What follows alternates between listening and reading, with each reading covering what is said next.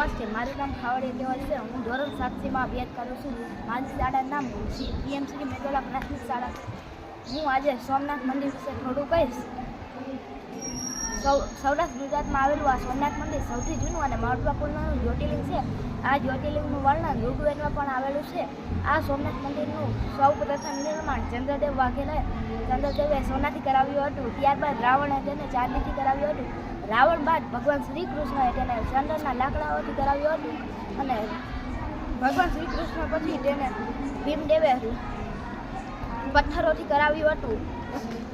સોમનાથ મંદિર પર આક્રમણીઓએ 6 વખત આક્રમણ કર્યું હતું, તો પણ હુમલો કરવામાં આવ્યો હતો, પણ હુમલો કરી શક્યા નહીં. અને આ સોમનાથ મંદિરનું પછી પૂર્ણ નિર્માણ કરાવવામાં આવ્યું હતું ને આ સોમનાથ મંદિરનું 10 જ્યોતિર્લિંગમાં એક જ્યોતિર્લિંગ છે.